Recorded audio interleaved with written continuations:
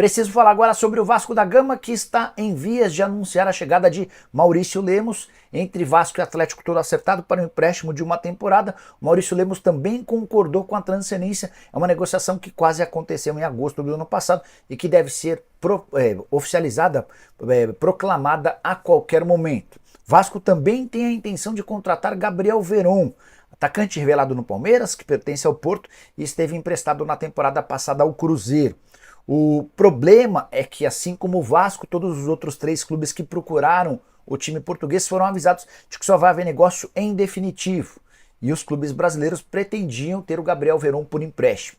Pode ser que com o passar da janela o Porto mude sua postura, mas nesse momento a ideia é recuperar um investimento superior a 10 milhões de euros por 87,5% dos direitos econômicos, o restante segue vinculado ao Palmeiras. Importante contar que o Veron já se apresentou ao Porto e vai passar os próximos dias treinando enquanto aguarda por uma definição.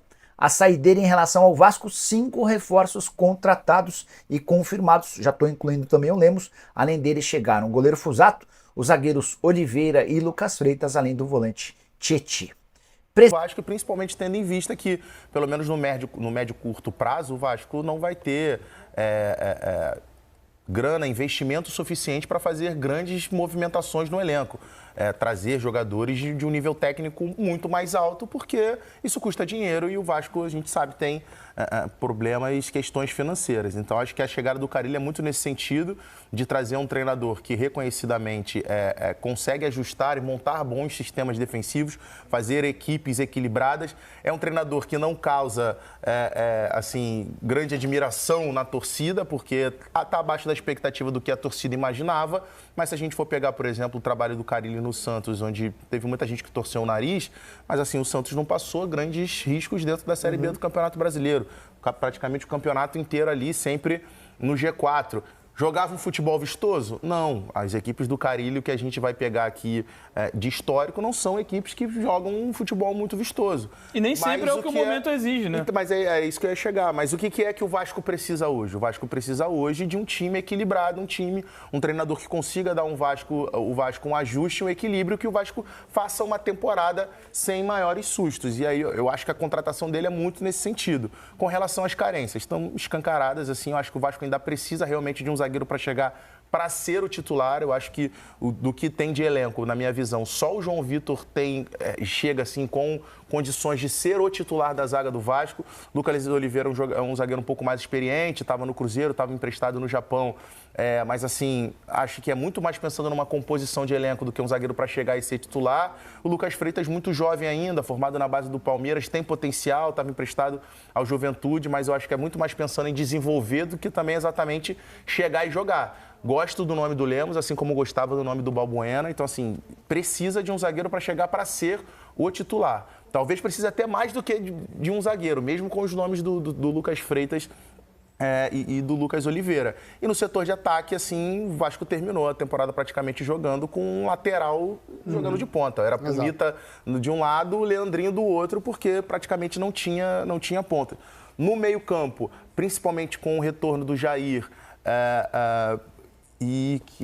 Paulinho, Paula também, que retornou hoje, inclusive jogaram as últimas partidas do Campeonato Brasileiro.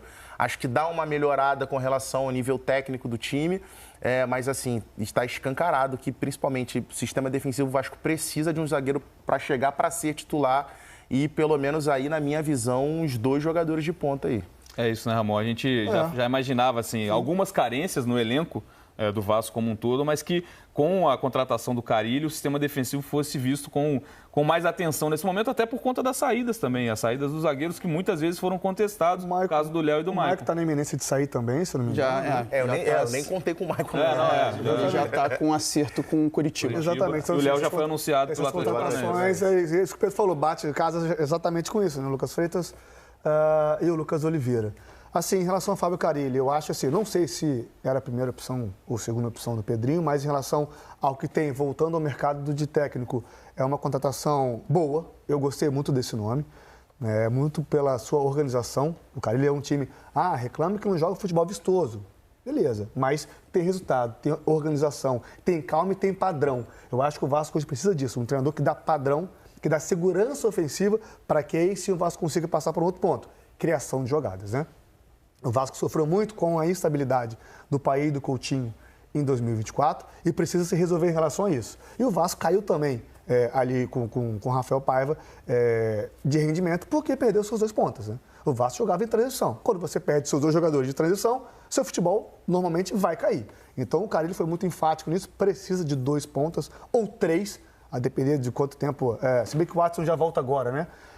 Para essa pré-temporada, o David demora mais um tempo, mas o Vasco precisa sim trazer 2 pontas. O Carille joga, todo mundo sabe como é que ele joga em transição, joga com 2 pontas que agridem a profundidade, que dão muito, que pisam na linha, que dão muita velocidade pelos lados, e o Vasco tem que correr atrás disso. Por outro lado, o Vasco não tem saúde financeira para ficar em leilão.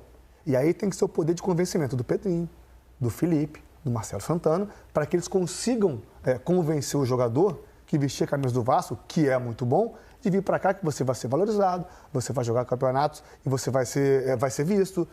O Léo Jardim recentemente estava na seleção brasileira. Então, enfim, passa muito pelo poder de convencimento desses dirigentes, né, do que o Vasco propriamente poder chegar, ó, quanto você quer? Ah, você vale 8 milhões de euros? Toma aqui 8 milhões de euros e 1 milhão de salário. O Vasco não pode fazer isso. Exato. Tem uma questão, qualquer concorrência para o Vasco nesse sentido ruim. fica muito difícil. Né? Falando sobre esse poder de convencimento, com o Maurício Lemos, por exemplo, é um dos poderes de convencimento o fato dele poder retornar à seleção uruguaia, caso que acontece com o Puma, por exemplo. O Puma é da seleção uruguaia jogando no Vasco e ele não nem é titular, nem é, exato, enfim, acabou sendo usado como atacante, né, muitas vezes. Para você também. ver o tamanho e a força que a camisa do Vasco tem. Ele não é Sim. titular e é convocado para a seleção do Uruguai. E falando sobre a correção do sistema defensivo, que é um dos pontos principais para a contratação do Carille nesse momento, isso também foi citado. A gente conversou com o Piton na casa dele no fim do ano passado e também teve a coletiva do João Vitor nos últimos dias. Os dois foram alçados ao profissional com o Fábio Carille pelo Corinthians em 2019. E os dois falaram justamente sobre isso, como ele consegue corrigir não só o sistema, mas também posicionamento corporal e coisas dentro do sistema para elevar isso. Eu trabalhei com o Carille no Corinthians, ele era auxiliar do Tite na época, na verdade, do clube, né? E ele treinava a defesa. Ele era o técnico de defesa, então por isso que, no princípio, ele pensa futebol a partir da defesa. Ele organiza primeiro o setor defensivo e daí ele vai acertando os outros setores. Cara, voltando ao Santos, no último trabalho do Carille, ele fez o que tinha que fazer. O Santos foi campeão em primeiro. Claro, teve alguma instabilidade, todo time grande que cai, que nunca jogou a Série B, passa por um momento estável. Eu acho que teve uma sequência de alguns resultados ruins, mas o acesso do Santos, em momento algum, ele foi colocado em questão. Exatamente. Em relação ao grupo que você falou, é um treinador totalmente de grupo, né? Teve alguns protestos da torcida do Santos durante 2024, no qual ele foi defendido em todas pelos jogadores em entrevistas coletivas. Nenhum deles titubearam na hora de defender o Carille. É um baita cara, é um bom técnico, porém, não é o futebol que o DNA do Santos pede. Se a gente falar em Santos, a gente pensa em Neymar, em Robinho, em Pelé, enfim, pensa um futebol ofensivo, né? Mas assim, ele não é um treinador de futebol ofensivo, mas entrega um bom desempenho, um bom equilíbrio. Vamos dar uma olhada em mais trechos da apresentação, da entrevista coletiva de apresentação do Fábio Carille, onde ele fala sobre esquema tático, como ele vai usar esse time do Vasco, e também fala sobre Felipe Coutinho e Paí. Começamos a trabalhar hoje, o grupo ainda está dividido, né? Não sou engessado, eu tenho as minhas preferências, mas não sou engessado. Eu sou muito de respeitar o que o elenco pode me dar, para que eu possa tirar o melhor desses jogadores. Como eu falei ontem, antes do jogo do dia 23, vou voltar a falar com vocês para falar melhor desses jogadores do elenco do Vasco, de possíveis jogadores que possam chegar, para aí sim a gente definir uma forma, repetir bastante e ter variações dentro dessa forma de jogar. Se tivesse que montar um time, com certeza seria o 4-2-3-1, que eu entendo que dá aquele equilíbrio, mas é claro que você precisa ter jogadores para fazer isso, né? Então, é um início, a diretoria tem trabalhado bastante aí para que chegue alguns jogadores, não sabemos ainda o que vai acontecer nos próximos dias. Penso que quando tem qualidade, a gente tem que tentar colocar esses caras todos em campo juntos, né? Se estiverem bem, dar um suporte para que esses jogadores possam fazer o melhor possível dentro de campo. Mas o mais importante, que tem qualidade, pode ser com Alex Teixeira, daqui a pouquinho pode ser com Estrela, 2 meias. Jogadores que... o Estrela é um menino, mas os outros 3 jogadores já experientes, com muitas vitórias na carreira. Possibilidade que eu tenho pensado sobre isso sim, e quero levar para a prática para ver se vai dar certo. Vamos debater que não está na área, então, a utilização também desses jogadores que o Carille citou, mas antes vamos dar uma olhada como está o elenco do Vasco. Claro, contando com esses jogadores que a gente já falou. A gente já tem os anúncios oficiais de Tietê, o volante, né, que estava no Botafogo, o goleiro Daniel Fusato, que chega para ser reserva do Léo Jardim, mas sabe também, o próprio Carille falou sobre esses dois zagueiros que estão chegando no Vasco, o Lucas Freitas e o Lucas Oliveira. Ainda não foram anunciados oficialmente, né, mas isso é questão de tempo. Temos um campinho aqui de como está. Saudade desse campinho, cara. Tem muito mais gente do que o normal, normalmente tem só 11, mas como a gente está analisando o elenco do Vasco, a gente tem ali os jogadores, claro que isso pode mudar também a utilização dos jogadores como titulares ou como reservas, a gente vê ali o Léo Jardim, já com o Daniel Fusato como uma das opções, a defesa já sem o nome do Maicon, por exemplo, mas com o João Vitor, o Lucas Freitas, o Lucas Oliveira como opção, o Paulo Henrique e Puma de um lado, o Lucas Piton do outro com o Vitor Luiz e o Leandrinho, a gente tem o Hugo Moura ali com o Zé Gabriel, o Souza, o Tietê com o Jair, e aí eu até fico nessa dúvida também se o Tietê já chega para ser titular, se vocês imaginam o Tietê já jogando pra mim, sim. Nesse time do Vasco, Coutinho e Payet também ali para uma posição só, mas a gente também não sabe como vão ser utilizados, e a gente tem as opções ali também do Paulinho voltando e tudo mais, são jogadores que o Vasco conta para a posição. No ataque a gente tem, né, Emerson Rodrigues de um lado, ali com Alex Teixeira, o Serginho, o Adson e o David também, mas a gente sabe da questão física do David também, o Verratti mais à frente ali, o titular absoluto da camisa 9, com as opções que o Vasco tem nesse momento. Começando então por Tietê, para você, chega e joga. Para mim, chega e joga pelo dinamismo, pela velocidade que ele entrega nesse meio de campo, e é o que o Vasco precisa, né? É um jogo de transição, é um jogo como gosta de jogar o Carille. E o Tietê entrega, né? Além de, o Tietê consegue jogar em 2 ou 3 posições, é um jogador polivalente, você consegue mudar o seu esquema de jogo sem trocar um jogador de campo. Então, assim, até imagino que o Tietê possa começar jogando um pouco aberto pelo lado, aquele meia que joga pelo lado direito ali.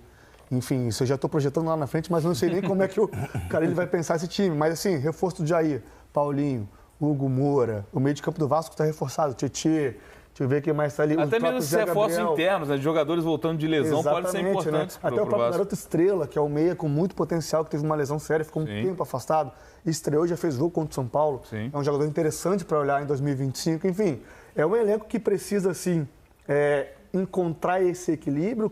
O Carille tem experiência para fazer isso. E em relação ao Payet e Coutinho, eu acho que, de início, para mim, não podem jogar juntos, ainda mais tendo o Verratti lá na frente, né? São 3 jogadores que não têm características de marcação. Por mais que o Verratti se doe e volte, e dê carrinho de cabeça, e dá a vida e pula, se doe bastante, ele não está ali para isso, ele está lá para botar a bola para dentro. Se ele tiver que voltar para ajudar na marcação, quando ele tiver que chegar na área para fazer gol, ele vai estar sem perna. Então, assim, o cara ele tem que equilibrar esse time para dar uma sustentação para a criação chegar até o Verratti e não fazer o Verratti voltar para marcar.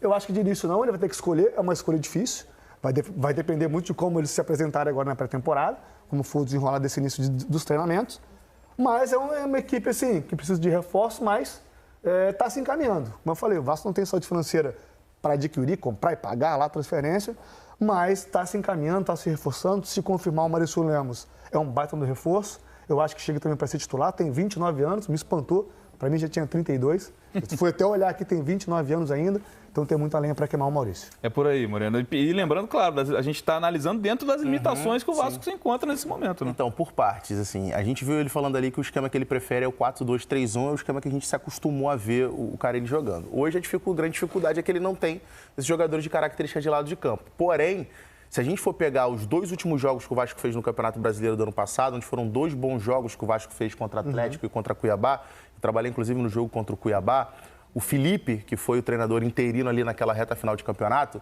conseguiu encontrar uma formação de meio campo até um pouco parecida com o que fez o Ramon Dias no Corinthians. Ele preencheu mais o meio, né? Ele entrou com uma trinca de 3 volantes por trás do Coutinho e colocando o Alex Teixeira junto com o Verratti como dupla de ataque.